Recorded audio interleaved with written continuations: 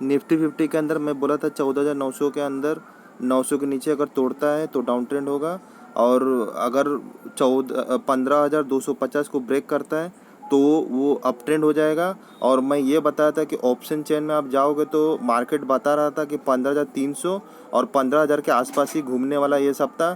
तो इन लोगों को जो जानबूझ के इतना दिन तक रोक के रखा, मतलब इतना दिन तक रोक के रखा और आने नहीं दिया मार्केट को, ना नीचे आने दिया ना ज़्यादा ऊपर गया, क्योंकि सब लोग कैसे 15,500 का कॉल खरीद के रखा होएगा कि मार्केट बुलिश होएगा, तो मार्केट को ऊपर लेके नहीं गया, क्योंकि ये मार्केट में सब ऑपरेटर लोग चलाता है, न्यूज़ व्यूज से कम चलता है। तो अभी आप ये निफ्टी 50 अप ट्रेंड है, लेकिन एक बात ध्यान में रखिएगा कि ये राइजिंग वेज है, ये जो है राइजिंग वेज है, ठीक है। तो कोई भी चीज़ पहली बात तो 100% कन्फर्म नहीं होता है, क्योंकि चार्ट उन लोग बनाता है लेकिन बाद में वो उस तरीके से दिखाई देता है, लेकिन वैसा होता नहीं है। लेकिन फिर भी ज़्यादा करके मैं यही सोचता हूँ कि ज़्यादा प्रोबेबिलिटी इस तरीके से बताऊँ आपको, ताकि आपको इजी में हो जाए और ज़्यादा करके प्रोबेबिलिटी 100% सही हो, किसी का गलत नहीं जाए, किसी का नुकसान होने से मुझे कोई फ़ायदा होने वाला नहीं है। तो मैं ज़्यादा करके यही सोचता हूँ कि सही वीडियो बनाऊँ और सोच समझ के वीडियो बनाऊँ, भले उसमें 5 घंटा 6 घंटा टाइम लगे तो लगे, नहीं तो वीडियो बना के कोई मतलब नहीं है। बाकी लोग के जैसा नहीं है कि ये हाई ब्रेक कर दिया तो बाय कर लो, फिर मार्केट फिर से नीचे, तो वैसा कुछ नहीं है। अगर नहीं होता तो मैं वीडियो नहीं बनाता हूँ, सीधी सी बात है। तो अब ये राइजिंग वेज है, अब इस राइजिंग वेज में कैसा है, एक 15,450 ये एक रेसिस्टेंट है, और ये राइजिंग वेज में कैसा होता है, ये ऐसा ऊपर जाके फिर ऐसा गिरता है। तो आप याद रखिएगा कि 15,450 अगर होल्ड नहीं करता है तो बहुत ज़्यादा प्रोबेबिलिटी है गिरने के लिए, और एक उसके ऊपर और एक रेसिस्टेंट है 15,700। लेकिन ओवरऑल मुझे यही लग रहा है मार्केट बुलिश है अभी। तो अगर वहाँ से गिरता भी है बाई चांस, अगर यहाँ से 15,450 की इधर से गिरता भी है, तो उसके बाद फिर से अगर ये गिरेगा भी तो 14,900 नहीं तोड़ता है तो मैं इसको अभी भी बुलिश ही मानूंगा, और फिर से ये ऊपर जाने के लिए तैयार रहेगा।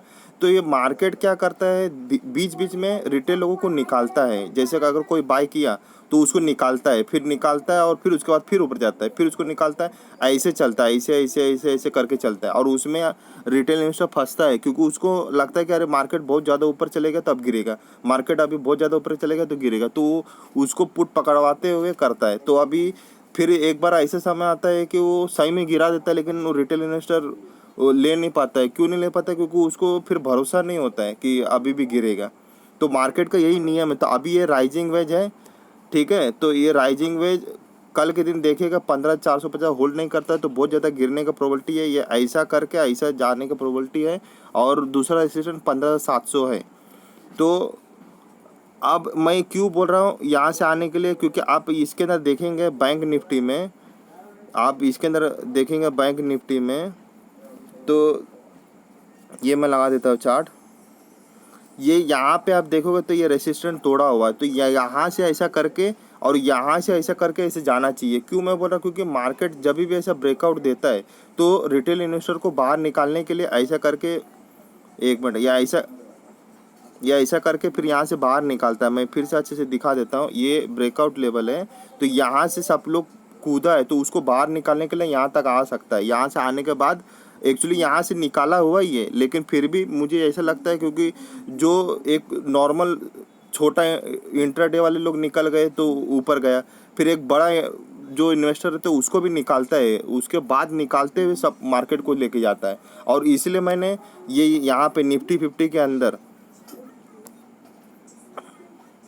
इसके अंदर आप देखोगे तो मैं इसके अंदर जब ये ब्रेकआउट दिया था तो मैं इधर ही बोल दिया था कि ये 15,000 ये ऊपर आया है 15,000 के, लेकिन ये 14,900 और 14,950 की तरह सपोर्ट है। क्योंकि वो मार्केट जो बाहर निकालता है, बाहर इसलिए निकालता है क्योंकि आपको जो प्रॉफिट कमाने नहीं देगा, बाहर निकाल कर और आपको दिखाएगा कि मैं फॉल्स ब्रेकआउट दिया हूँ, और ताकि आप लोग पुट बाय करो। और मैं इतना भी बोला था कि ये मार्केट 15,150 तक अच्छे से आ जाएगा, और आया भी। और उसके बाद फिर से बोला था कि ये अगर 14,900 के नीचे जाता है तो जाकर आपको पुट बाय करना है, उससे पहले बाय नहीं करना है। और आपके सामने के उसको सपोर्ट को मानते हुए फिर ऊपर लेके गया, क्योंकि मार्केट का नियम है जहाँ पे आप राउंड फिगर रखते हो तो राउंड फिगर से कम 100-150 पॉइंट वो नीचे जो निकालता है।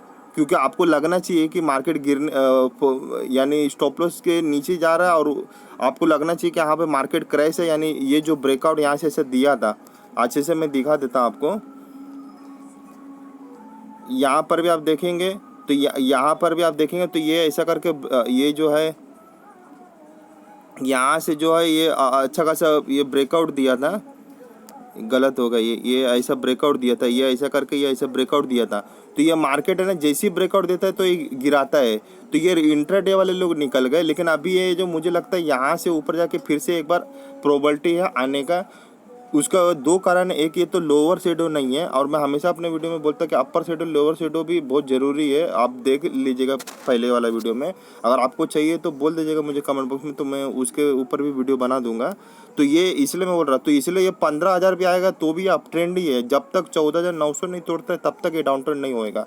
इसको मैं जूम करके आपको दिखा देता हूँ अच्छे से, ताकि आपको अच्छे से दिखाई दे। देख सकते हो अभी ये आपको दिख रहा होगा कि तो मैंने 2 दिन पहले वीडियो बनाया था कि इसके अंदर आप देखोगे तो ये अपर शेडो नहीं, तो ये बहुत ज़्यादा प्रोबेबिलिटी है जाने की, और यहाँ पे लोअर शेडो नहीं है। तो ये मार्केट ही डिसीजन करेगा कि नीचे आके ऊपर जाना है कि ऊपर जाके नीचे आना है। तो ये ऐसा हो भी सकता है कि यहाँ तक आए या यहाँ तक भी आके घूम जाए, लेकिन ये अभी अप ट्रेंड है। और डाउन ट्रेंड का कहाँ है, इस लो को तोड़ना चाहिए। इस लो को आप लोग का है ना, छोटा छोटा लो पकड़ तो इसलिए मार खाते हो, बड़ा लो पकड़ना चाहिए। कभी भी बड़ा लो पकड़ोगे कभी भी दिक्कत नहीं होगा। और मैं हमेशा इसीलिए बोलता हूँ ETF बाय करो। आज देखोगे तो मार्केट बहुत ज़्यादा वॉलेटाइल रहा, तो इसलिए मैं हमेशा बोलता हूँ कि ETF बाय करोगे तो गड़बड़ नहीं होगा, क्योंकि मार्केट हमेशा ऑप्शन चेन वालों को ही धोता है, ज़्यादा करके ऑप्शन चैन वालों को ही धोता है। इसलिए मैं हमेशा बोलता हूँ कि ETF में बाय करोगे, जैसे यहाँ पे बाय किया, अगर गिर भी गया तो यहाँ पे एक किस्ती और बाय कर लिया, तो मार्केट ओवरऑल अप ट्रेंड है तो ऊपर जाएगा ही। और नहीं गया तो फिर अगर नीचे जाता तो एक किस्ती और बाय कर लिया, अगर अप ट्रेंड है तो इस तरीके से ETF में बाय करोगे तो फ़ायदे में रहोगे। और ETF बाय नहीं करोगे, ऑप्शन चेन खेलोगे तो बहुत ज़्यादा रिस्क है, वो एक जुआ टाइप ही हो जाता है मेरे हिसाब से। ज़्यादा प्रोबेबिलिटी वही रहता है। अगर नियम पूर्वक, इसलिए मैं बोलता है कि ज़्यादा लालच के चक्कर में मत रहो। मार्केट में छोटा प्रॉफिट कमाओगे तो फ़ायदा रहोगे, और ETF ये सब में ज़्यादा फ़ायदा होता है बजाय कि स्टॉक में और इन सब चीज़ों में। अगर आपके सामने इतना वोलेटाइल मार्केट ऐसा फटक से गया, फिर फटक से गया, फिर फटक से गया, तो ये आदमी कोई कुछ कर नहीं पाएगा। इसलिए मैं बोलता हूँ ETF में बाय करेंगे तो ज़्यादा बेहतर रहेगा। और आप कमेंट बॉक्स में लिख कर बताएं कि वाकई में सही में आज कोई प्रॉफिट कमाया, तो मुझे